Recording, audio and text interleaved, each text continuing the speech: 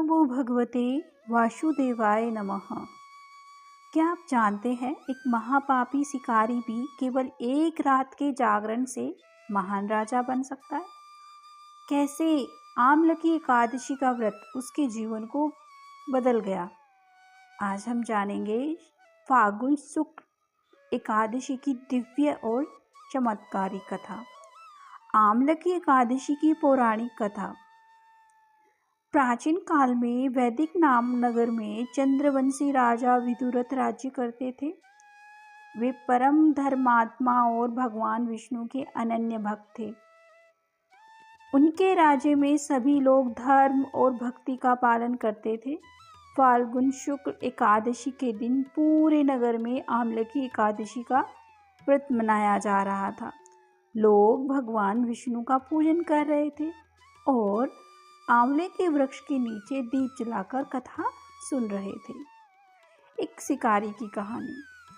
उसी दिन एक शिकारी जो जीव हत्या करके अपना जीवन चलाता था, भोजन की तलाश में भटकते हुए एक विष्णु मंदिर के पास पहुंच गया। वह भूखा, प्यासा और थका हुआ था। मंदिर के बाहर बैठकर उसने अनजाने में भगवान विष्णु की कथा सुनी। भूख के कारण वह भोजन न कर सका।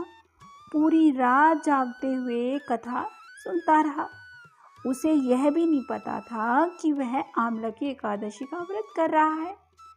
अब देखते हैं व्रत का क्या चमत्कार होता है। व्रत का चमत्कार। समय आने पर जब उस शिकारी की मृत्यु हुई तो विष्णु दूत उसे ले गए और उसे उत्तम लोक की प्राप्ति हुई। अगले जन्म में एक राजा विदुरथ के पुत्र के रूप में जन्मा। उसका नाम वसुरथ रखा गया। वह अत्यंत पराक्रमी, धर्मात्मा और विष्णु भक्त बना। एक बार शत्रुओं ने उस पर आक्रमण किया, तब भगवान विष्णु की से उसके सारे कष्ट दूर हो गए। आमलकी एकादशी का महत्व। इस दिन आंवले के वृक्ष की पूजा की जाती है।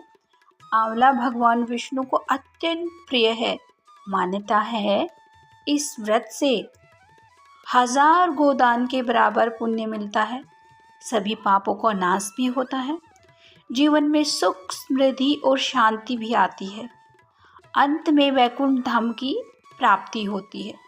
अब जानते हैं पूजा विधि संक्षेप में।